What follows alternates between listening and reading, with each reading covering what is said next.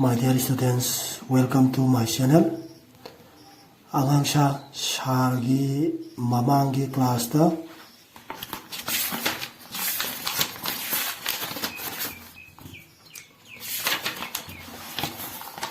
Ahan Balatam Usheki Wari Hairiba Paraze Tapoloidre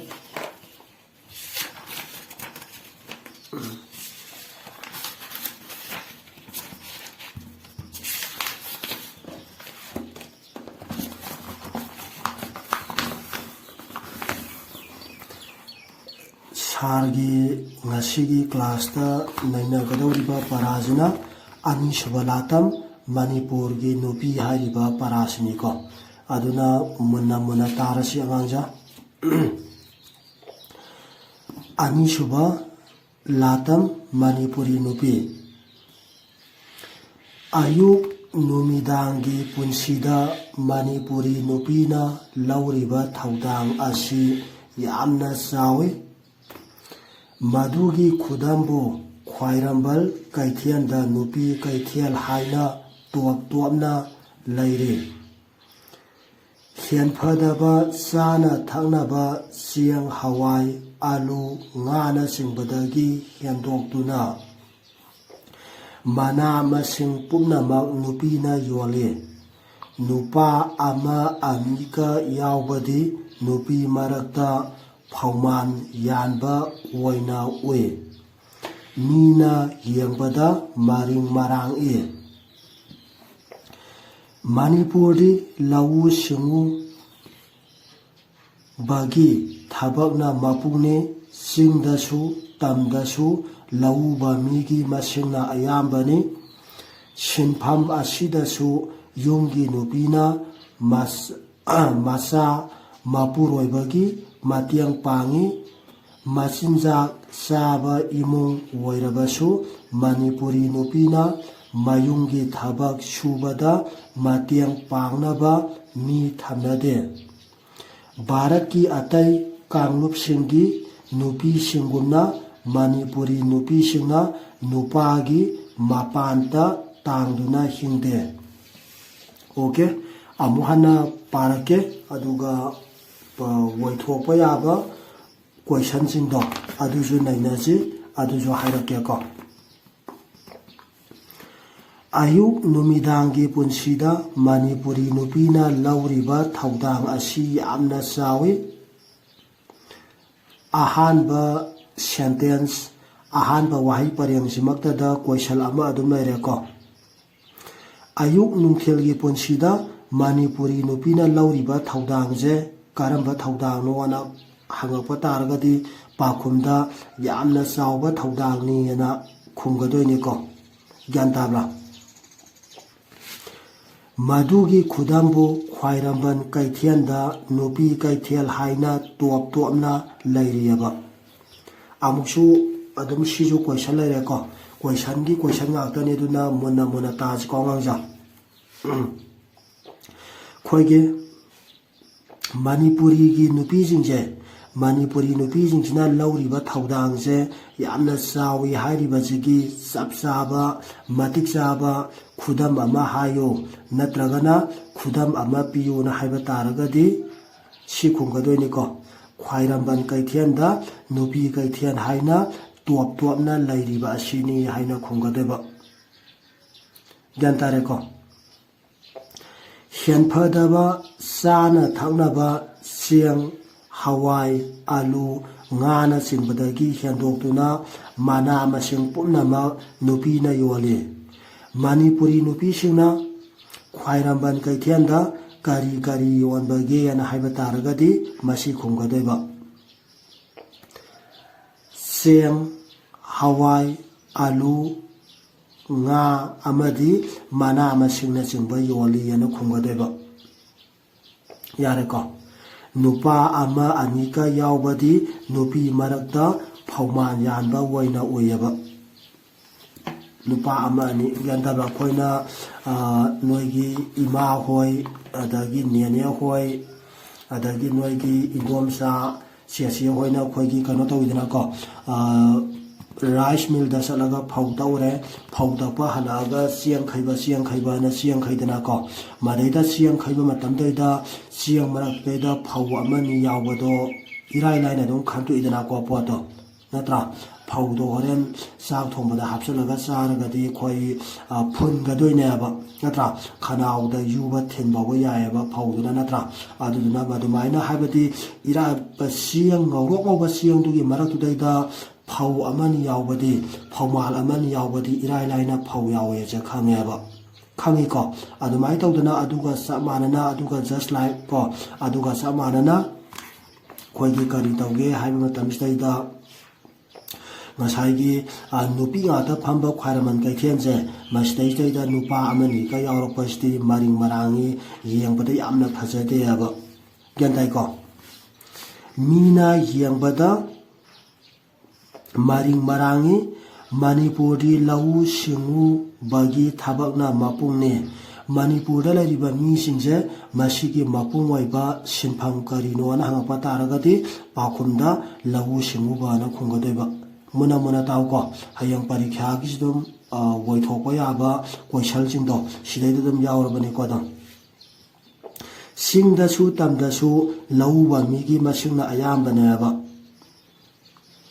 Manipur की तंपाक लैरिबा अमदि सिंग लैरिबा मीसिंगसे मसिगी मफुंग ओइबा सिनफम करिनोना दुम हंगागा सुदुम चमानैको मसिदैदा सुदुम अखोइगी लौ सिंगुबाना खुंगदोइबा यारेको सिनफम असिदसु युंगी नुपीना मचा मपुरोइबगी मतेंग पांगेबा ngसाइ ख्वाइरमन कैथेनदा मना मसिंग चाना थननबा येंजांग नापी फिरोन सियंग हवाई आलू योनबा खक्ता नतना खोइगी लौ सिंगुबगी थबकसे मसिदैदा जु नुपी जिंजना मचा मपुरोइबगी मतेंग पांगेबा हाइबदी मणिपुरी नुपी जिंजे असुकी मति मतौ तमजनिंगाइनेबा गेंदाइ को सुबा नोमबदा मिपान तांगदना हिंबा ngambada मसिनजाक चाबा इमुंग ओइरबसु मणिपुरी नुपीना मयुंगी थबक सुबदा मतेंग पांगनबा मी थमनदे मतांग सैदा मसिनजाक चाबा अना हारिजे चाबा थकपा वातबा इमुंग हाबनेको चाबा थकपा वातबा इमुंग ओइरगसु इमुंगी थबैंगा इमुंगी कुपनोम जिंजे लोइसनबगी दमकता अतोपा मी थमनैदना को चाउखटबा मपालमगी मीसिंग मपालमगी लैबाकसिंगदा मपालमगी युमसिंगदा अमदि मपालमगी मीसिंगनादि इमुंगी थबक सुननबगी मी थमनैबा पैसा पिरगा अदुबो खोइ मणिपुरददि मसि अम्बौ थमनदेबा ददाइको फना अदुम नुंगाय याइफाबा इमुंगी नुपी ओइरगसु अदुम नुपी अमगी ओइबा सिनफमसिंगजे लोइनबा अमबाबा वातनने लोइनबा अदुम तवयाबदो ददाइको थबैंगांग तौबा मी ओइरगसु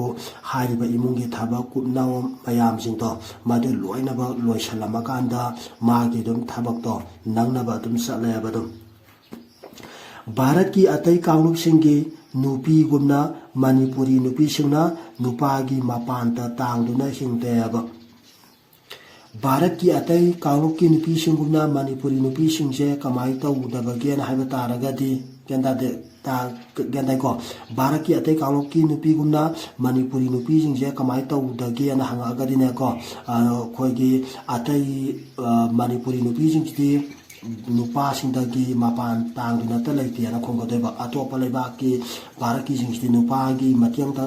पांगा हाइबदि मतेंगता लौरगा लैगदोइनेबा अदुगा मणिपुरी नुपीसिंगदि मदु ओइदेबा मथंगदा यंगसे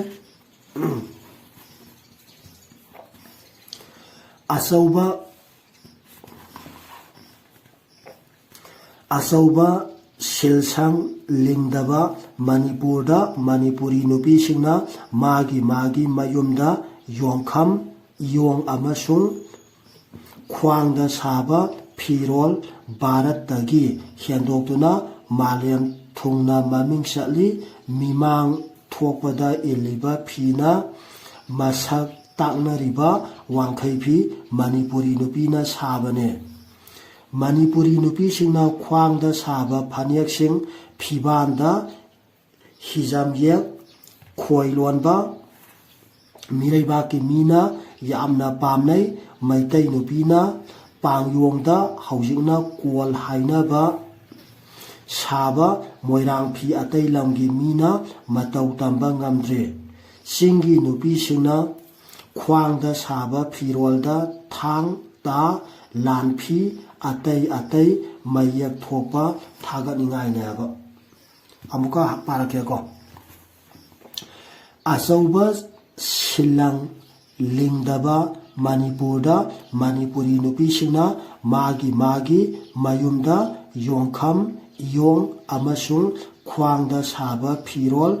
ꯚꯥꯔꯠꯇꯒꯤ ꯍꯦꯟꯗꯣꯛꯇꯨꯅ ꯃꯥꯂꯦꯝ ꯊꯨꯡꯅ ꯃꯃꯤꯡ ꯆꯠꯂꯦꯕ ꯑꯆꯧꯕ ꯁꯤꯜꯂꯪ ꯍꯥꯏꯔꯒꯗꯤ ꯑꯩꯈꯣꯏꯒꯤ ꯏꯪꯂꯤꯁꯇ ꯍꯥꯏꯔꯒꯅ ꯀꯣꯜ ꯀꯔꯈꯅꯥ ꯐꯦꯛꯇꯔꯤ ꯍꯥꯏꯕꯗꯨꯅꯤꯀꯣ ꯑꯩꯈꯣꯏ ꯁꯝ ꯃꯅꯤꯄꯨꯔꯗꯗꯤ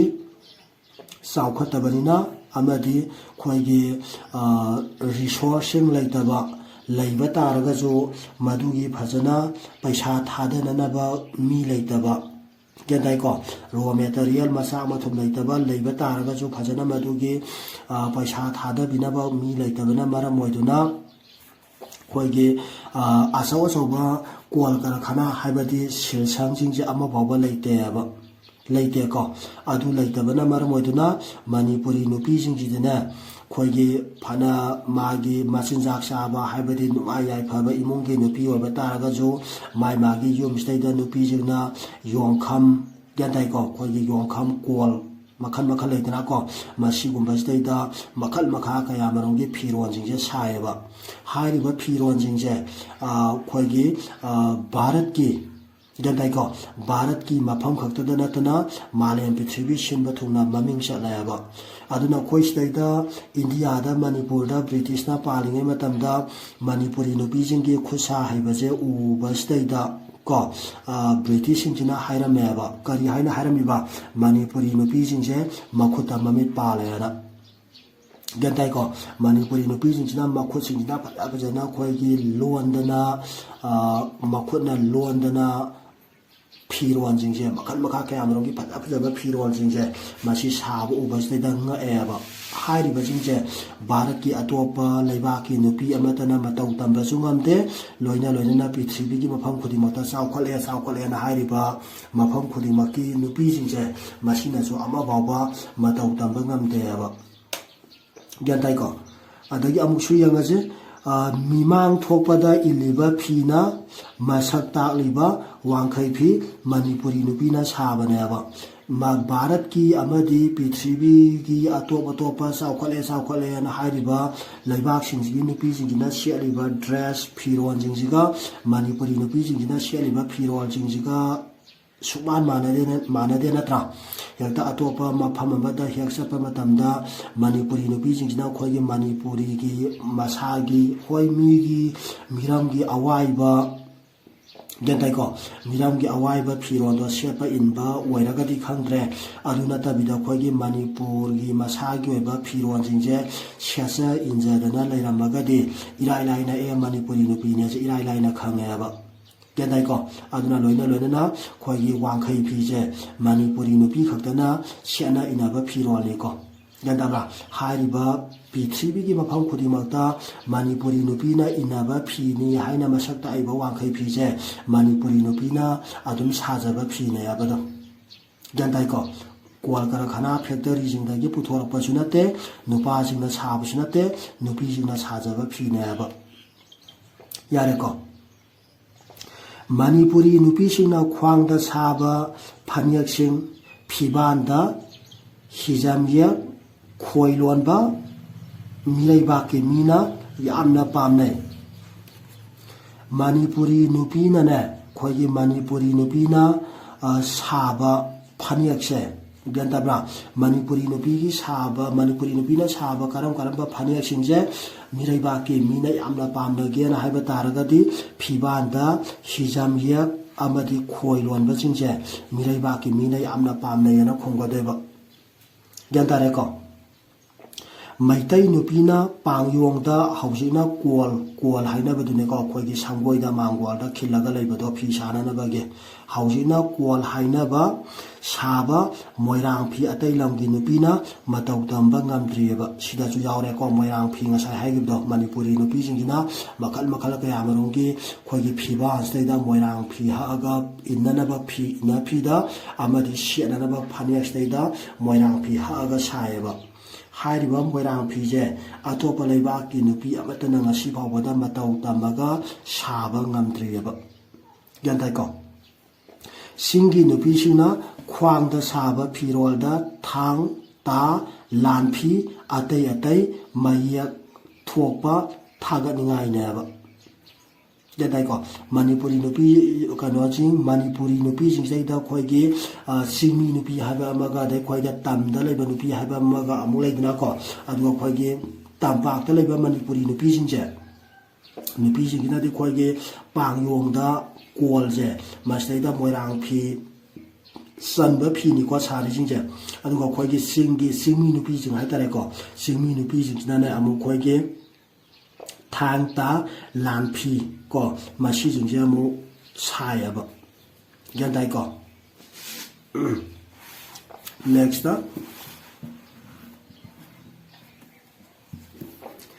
थाउदो वाथोक अमा थोकपदा अतै नुपीना तांगा यातपा हाइरुक सेम्बा क्वा तप्पा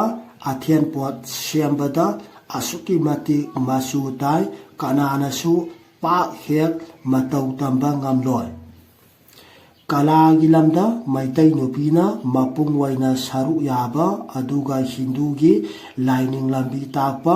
मणिपुरगी राज कुमैसिंग मालियमदा ममिंग चले सिंगी लमगी मसक मवोंग कयामुक ताकलिबा नागा जगोय तांखुलगी जगोय अमसुंग मिजो जगोय बासकना चिंबा कयासी मीगी थमोइदा अयिंबा पीबा मणिपुरी नुपीनी को खुनाइदा तौबा अचौबा थौगलने अमुका हन्ना पागे थौदो वाथो अमा थोपदा मैतै नुपीना तांगा यातपा तांगा खंगिको क्वागी तांगा खोइगे लाना कोरो कोइरागा सेम्बदो अदगी हाइरुक सेम्बा दि खंगिको दो खोइगे उसो वासोब देबा करमा अमा सत्कांदा नोइगे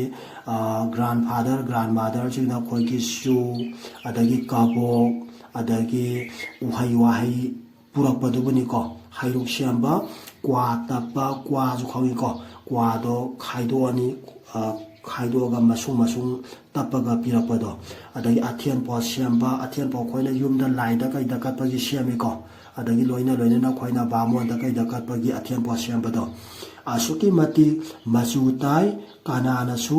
पाक हेक मतौ तंबा ngamloyeba ग्यानतारेको Manipuri नुपीसिना तौबु ngambajing दुबनिको सिदैदा पारासदैदा सिंथारिबा जिंगजे next कालागी lambda Meitei नुपीना मपुंग वैना सारु याबा अदुगा हिंदूगी लाइनिंग लंबी ताकपा मणिपुरगी राज कुमैसिंग मालियमदा ममिंग चले खोइगे को कालागी लमदने अमुकसु खोइगे हिंदू लाइनिंग लंबी गिदी वैबा मुनताज को हिंदू लाइनिंग लंबी गिदी वैबा अदुगा मैतै नुपीना मपुंग वैना सारगा पृथ्वीदा ममिंग चपा जगोय दो करी जगोय नोन हारगादी रासलीला को राज कुमै जगोयगदोनि को ज्ञान ताबा सि खंगजलो सिंगी लमगी मसक मवोंग कयामुक ताकलिबा नागा जगोय तांखुलगी जगोय अमसुंग मिजो जगोय बासकना चिंबा कयासी मागी थमोइदा अयिंबा पीबा मणिपुरी नुपीनी खुनाइदा तौबा अचौबा थौगलने सिदी मागी ट्राइब कांगलुप सिंजिगी हाबिदि सिंगमी कांगलुप सिंजुगी तोगान जगोय जिंदुबनिको सिदैदा हारिजे खोइ मणिपुरगी सिदुम सिंथाबा याबा तोगान कुमै हराउ लेदना को मैतै जिंगिसु अदुमा तुदना सिंगमी जिंगिसु मागी तोगान बदनिको लैबाक निंथौगी वाथोक लानथोकतसु मणिपुरी नुपीना खक तुमिना लैथोकते मालेमगी अनिसुबा लंजाव ममांगदा ललोनबा तौबसिंगना मणिपुरदगी सियंग मपानदा थाबा नुपीना थिंखे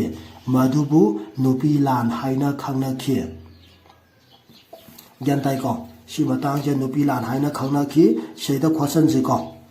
लैबाक निंथौगी वाथोक लानथोकतसु मणिपुरी नुपीना खक तुमिना लैथोकते मालेमगी अनिसुबा लंजाव मतमदा ललोनबा तौबसिंगना मणिपुरदगी सियंग मपानदा थाबा नुपीना थिंखे मधुबु नुपी लान हाइना खंगनाखे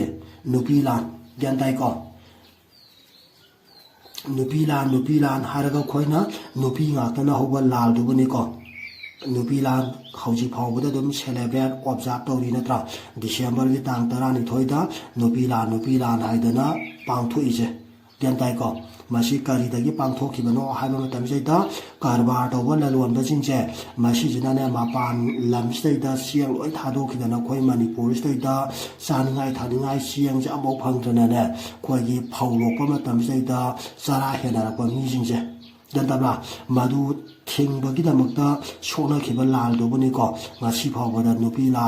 lal haidana pangthu ije